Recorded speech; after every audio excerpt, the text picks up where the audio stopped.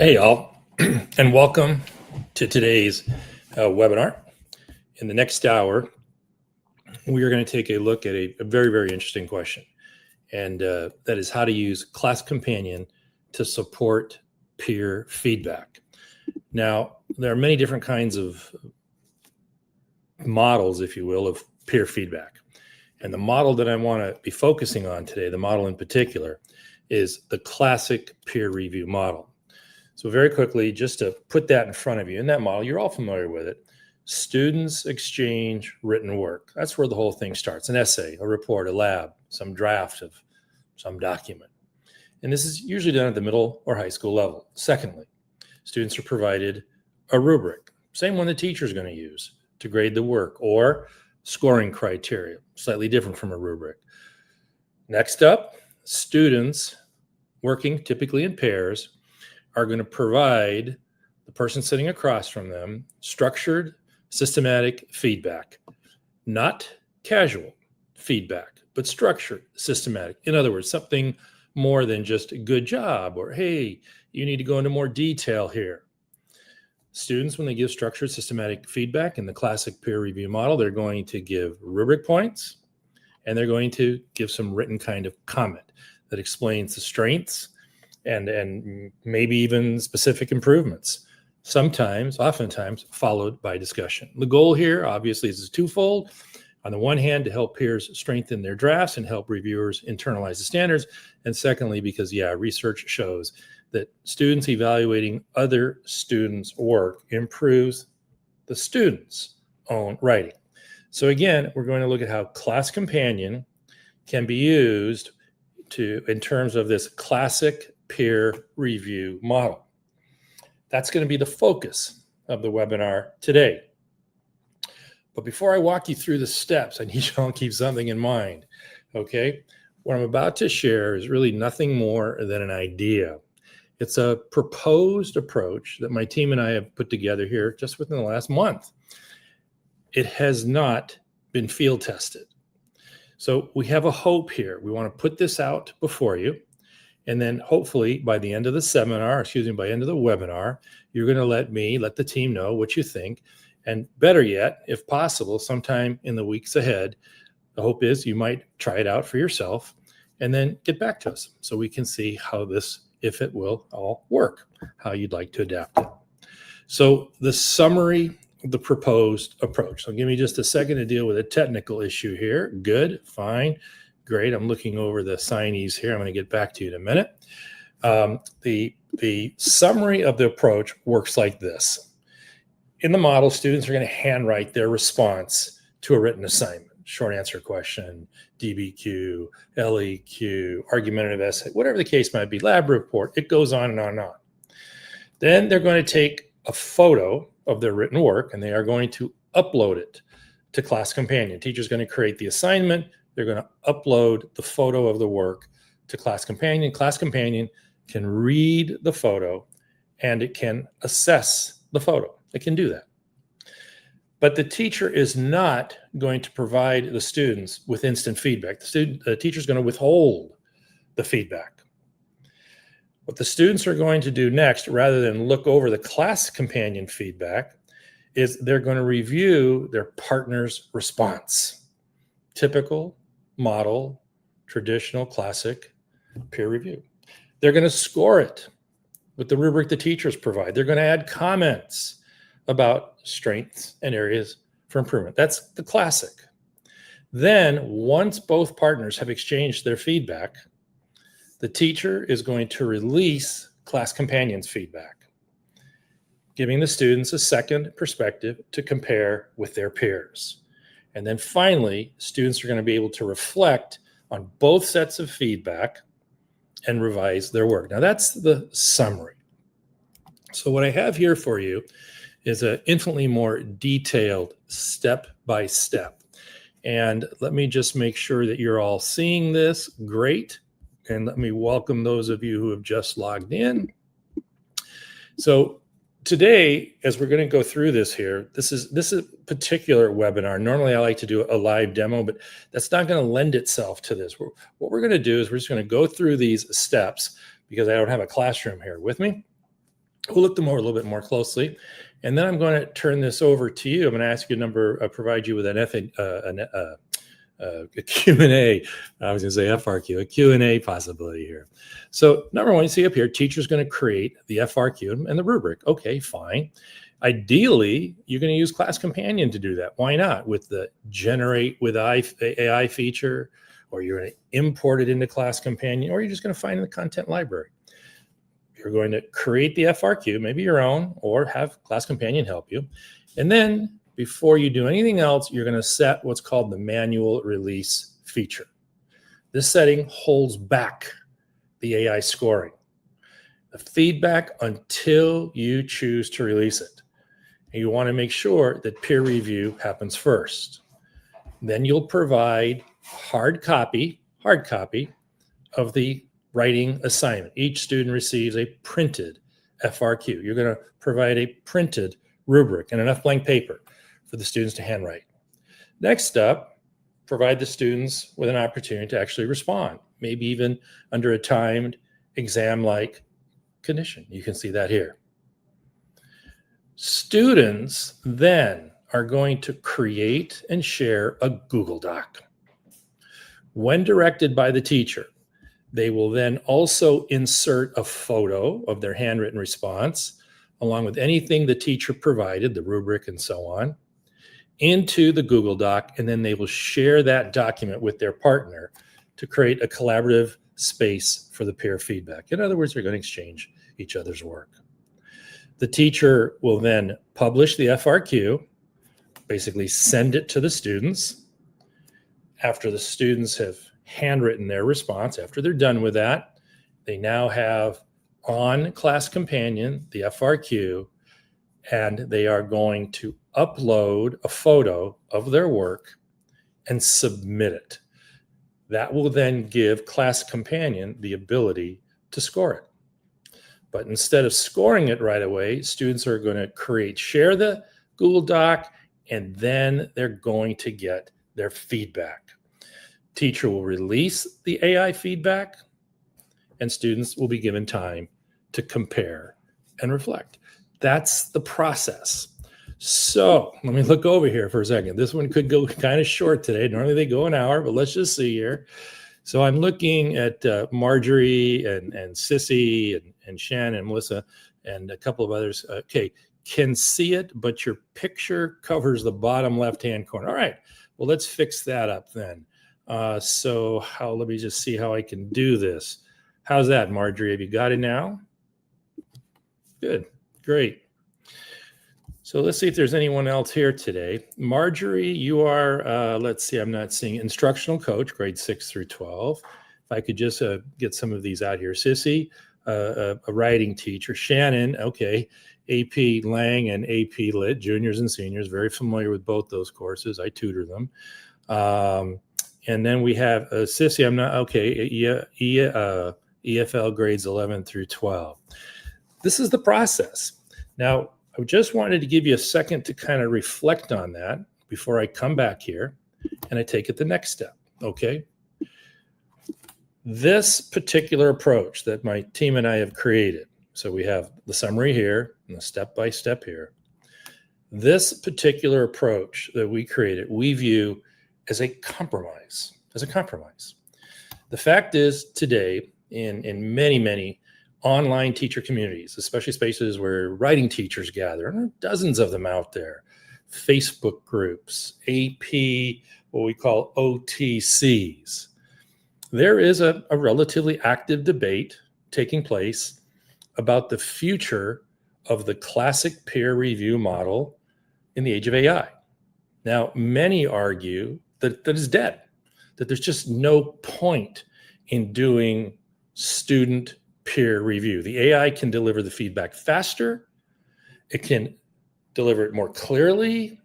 It can deliver it more accurately. Many teachers report kids didn't really particularly care for the peer feedback process anyway. And the teachers who keep using the model, the criticism, the argument goes, are wasting students' time and energy. That's one side. The other side is that AI, complete other side, should be kept far away from the classic model, that it dulls students' thinking. It rots the brain. It prevents them from doing the heavy lifting. It takes away the productive struggle that comes from engaging with a peer's writing. So we have these two competing points of view. This approach, my team and I are proposing in this webinar, is meant to find a middle ground.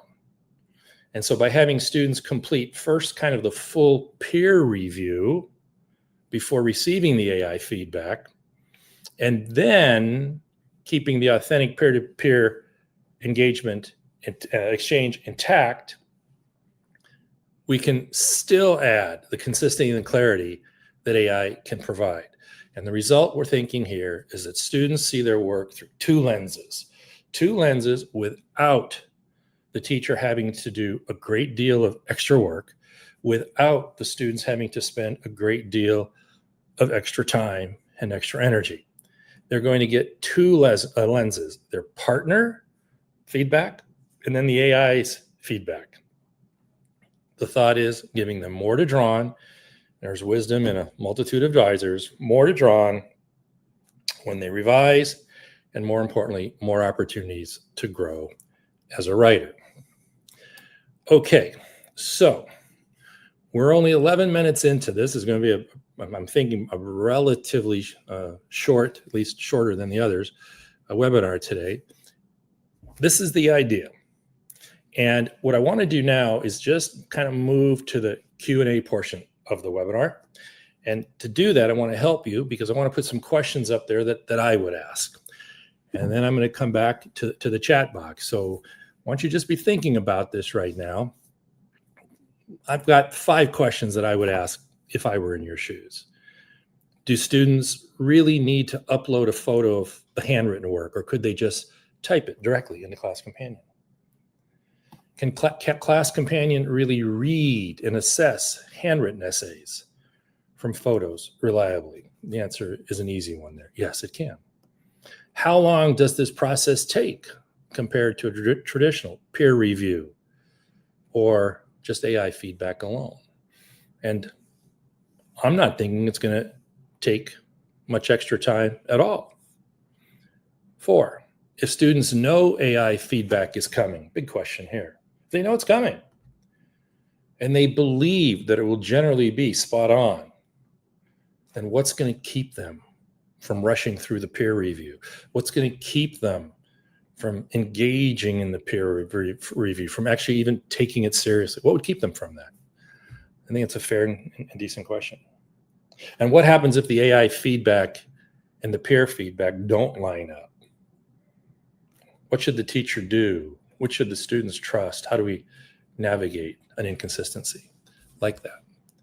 So this is what I wanted to share with you. This is, like I said, it's a different kind of webinar today. We get right to it.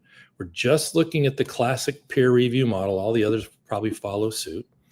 And I'm now going to come over here to the chat box, and I'm going to see if there's any comments or questions. And Marjorie, if I'm going to read yours out loud here. It says, great for teachers reluctant to embrace AI, and great for students to see others thinking, which will be lost with only AI. So I'm hearing that as a thumbs up of sorts, at least in theory, the thumbs up. We haven't really tried it out yet, of this attempt to compromise it. And I appreciate that. Sissy, does this, when you say perfect, I think you're referring to that the picture now covers the bottom left-hand corner. I think that's been removed. I think that's what you're referring to, and not the approach. Do you want to comment in the chat box for a second on the approach and tell us what you think? So that's it. Okay. Oh, good. Well, all right then. So you agree with Marjorie. Interesting. All right. And let's just see if we can, Melissa, technology coach, 6th through 8. You want to, your 6th through 8th grade students, think this might work, might hold them? How do you respond to that question there, that if they're going to buy into the value of the AI feedback, what would keep them from in any way taking seriously the peer review portion of the process. What would you think there? And Shannon, I'm definitely gonna want to hear from you. AP Lang, AP Lit, juniors, seniors. How many years of experience do you have, Shannon, teaching either of those two classes, if I may?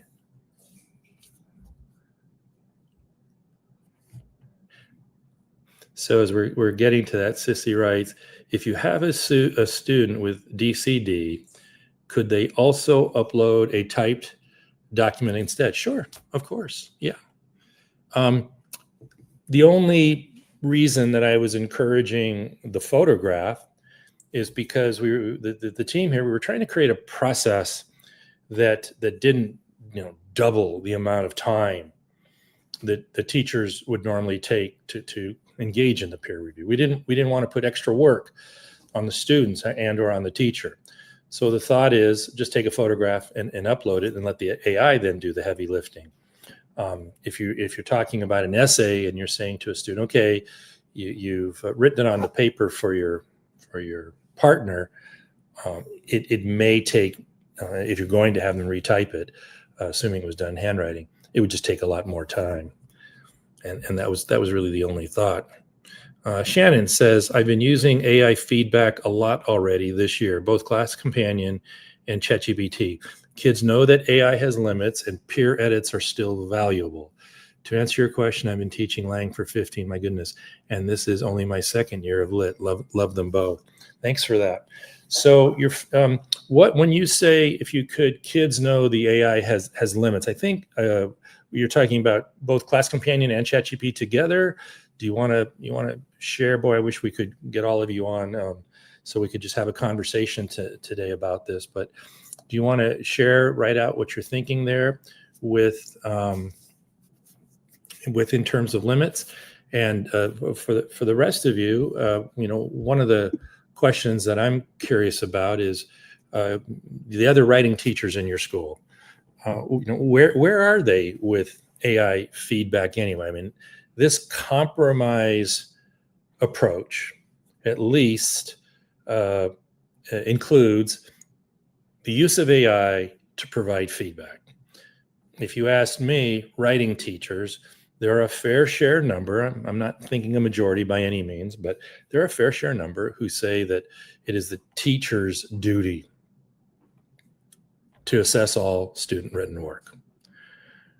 And that, by assess, we mean applying score and applying feedback, that there's really no place for that without it interfering with what the teacher is supposed to do. Now, obviously, I'm going to disagree with that. I don't think that's the teacher's job.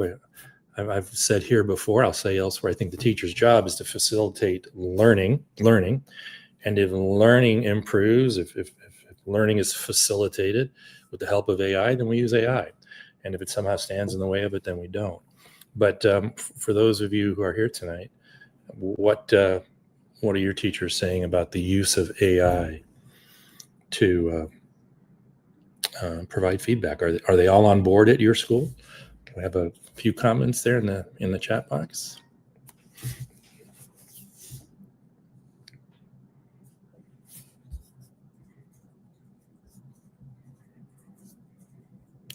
I'll go back and look over, see if I missed anything.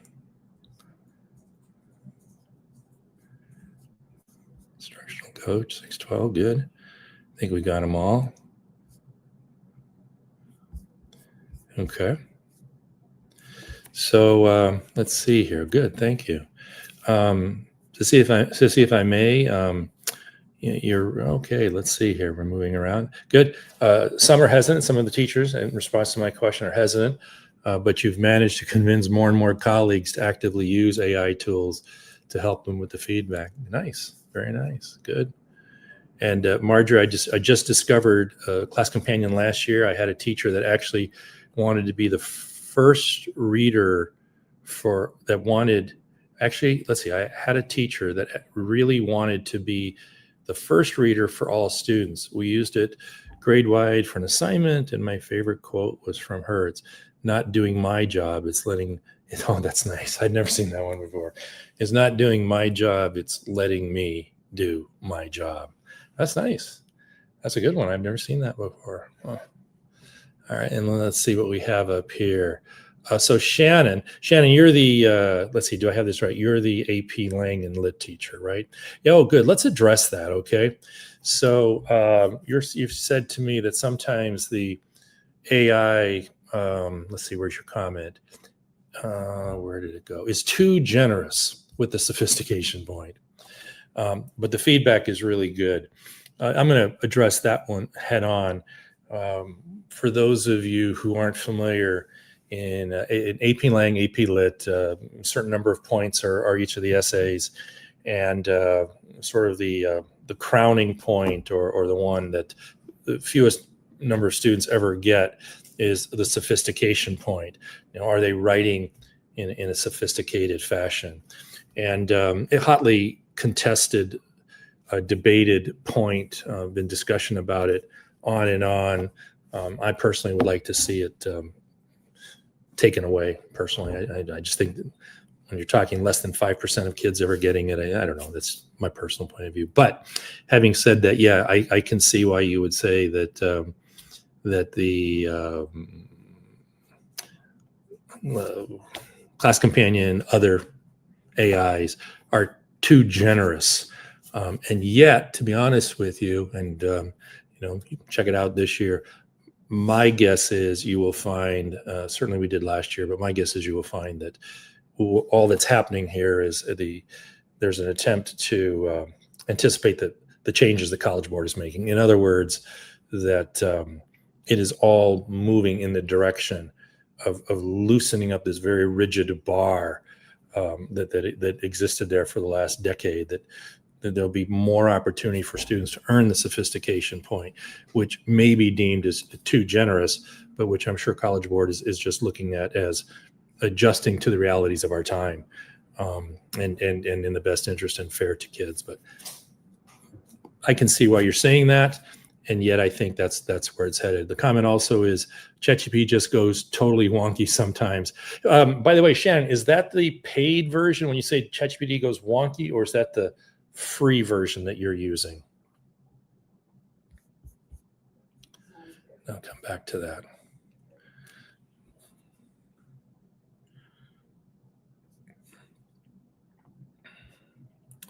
The reason I ask is because paid version. Good.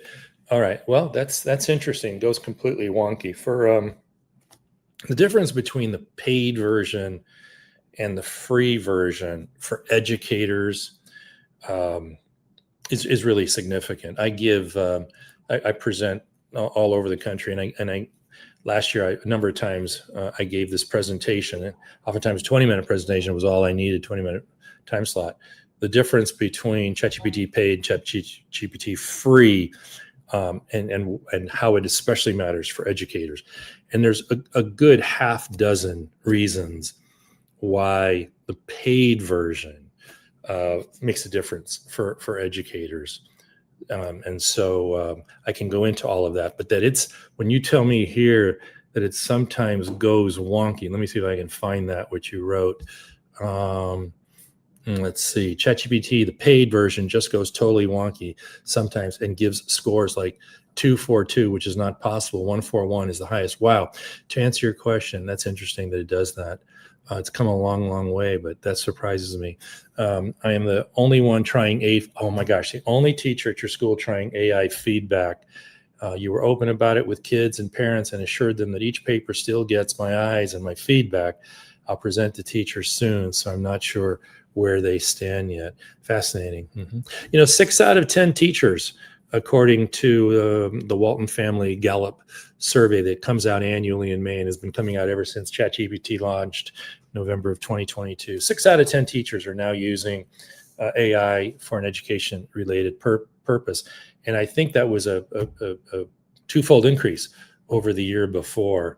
That you're still the only one at your school. Kind of fascinating that would be that way. Let's see if I've left somebody out here.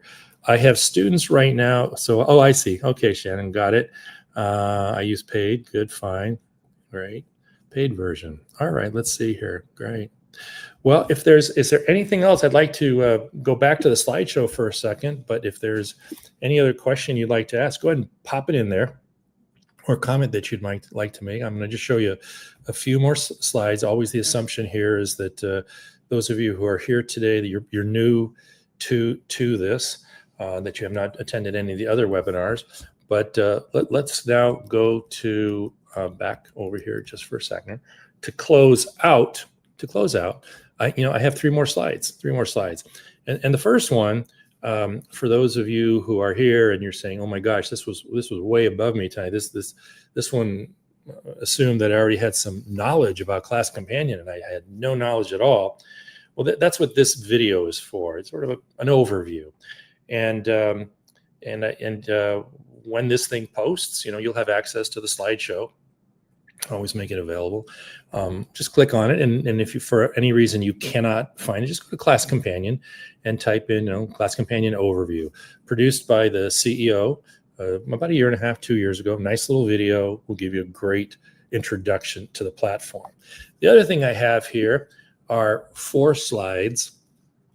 Again, with the beginner more in mind.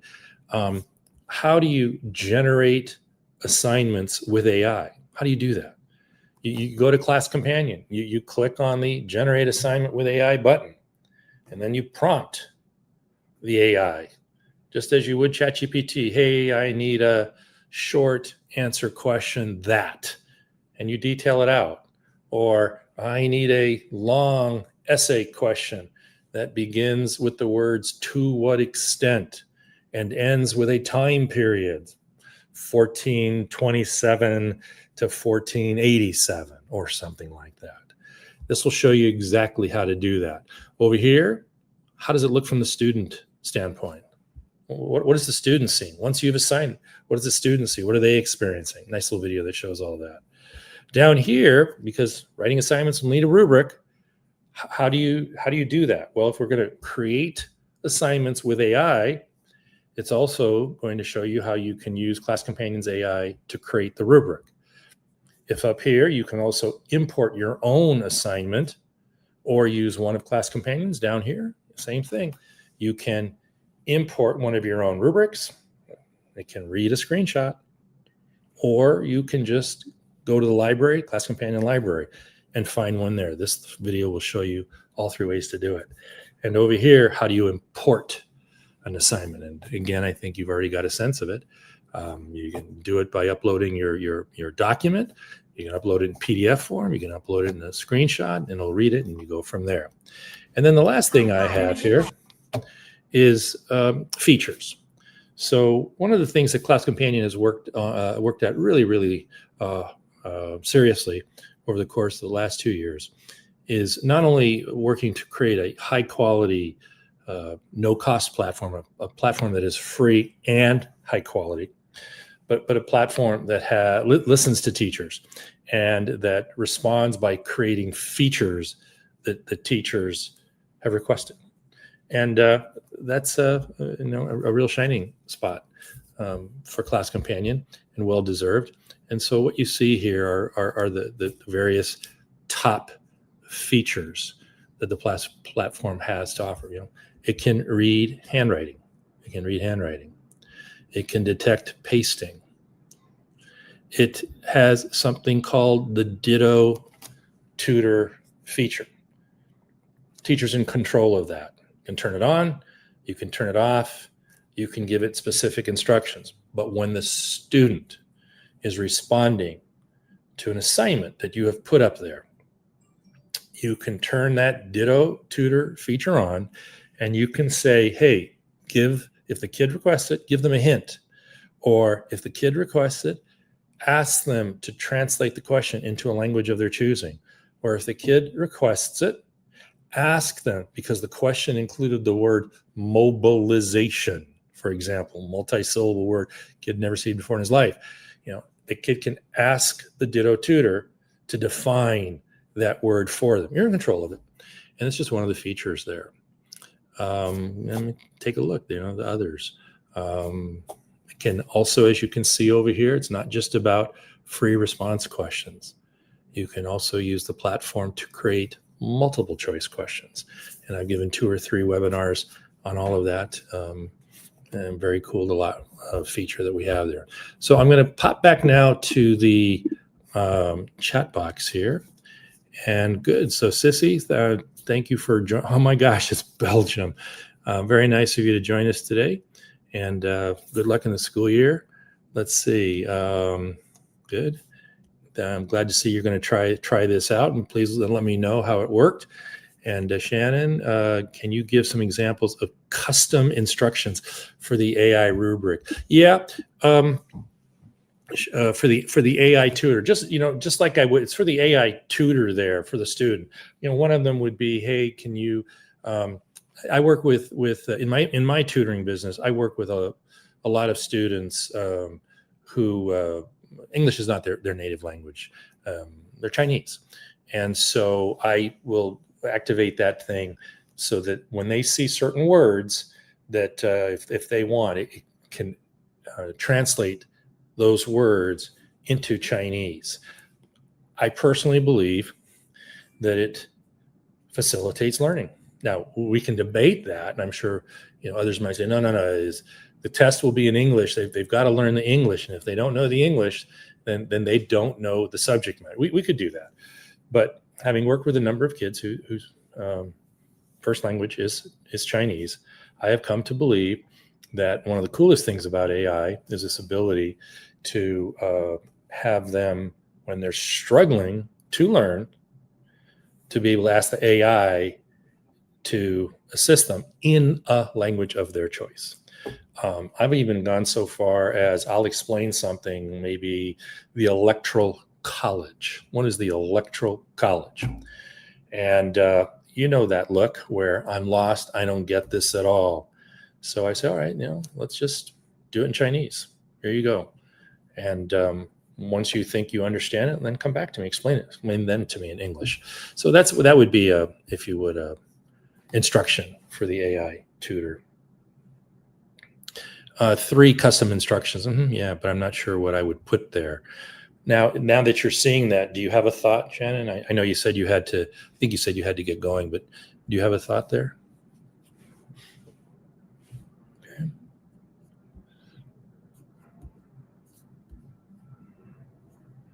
Yeah. Good. I'm looking back over the questions here and the comments and seeing if I missed anything. All right. Well, that's as much as I have, and again,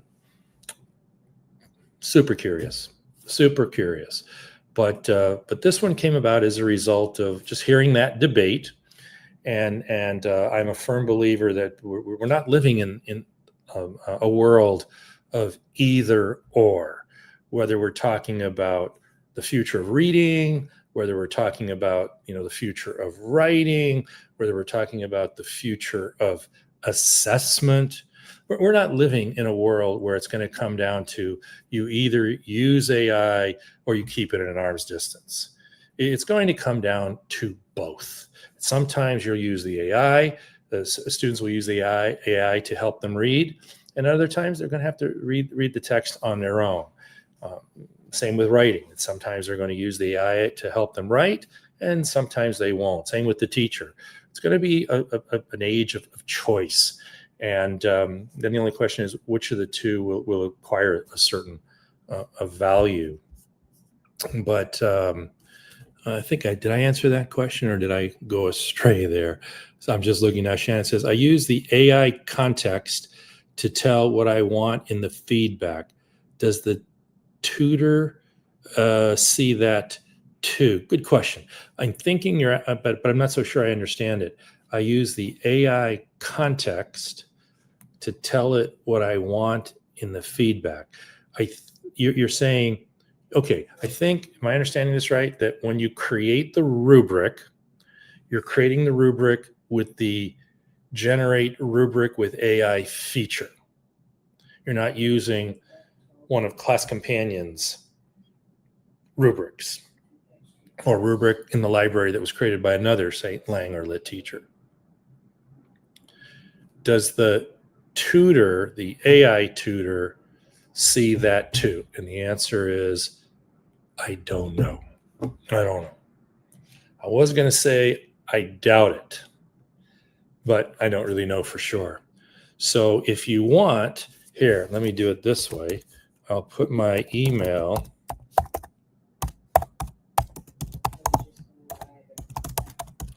into the chat box. And if you want to send me that question, I will, I'll get on it right away. I'll get an answer for you one way or the other. You can do it that way, okay? Sissy from Belgium, how cool is that? All right. Okay. Marjorie, is there anything I can, good luck with the exploration this year. I love that phrase. It's not doing my job, it's letting me do my job. I'm going to have to remember that one. Is there any other question I can answer for you there? Sissy's here, Shannon. Good. Well, then I think what we will do, yeah, you're quite welcome. You're quite welcome. Well, anybody, if you have any questions, email me. It's all kind of new, this peer review concept, and I'm looking forward to hearing how it all works. And so unless there's something else, I'm going to sign off here. Wish you all well. We're 20 minutes early. That's nice. Oh, good. Great. Okay, I'll take good care. Bye-bye, and have a great school year.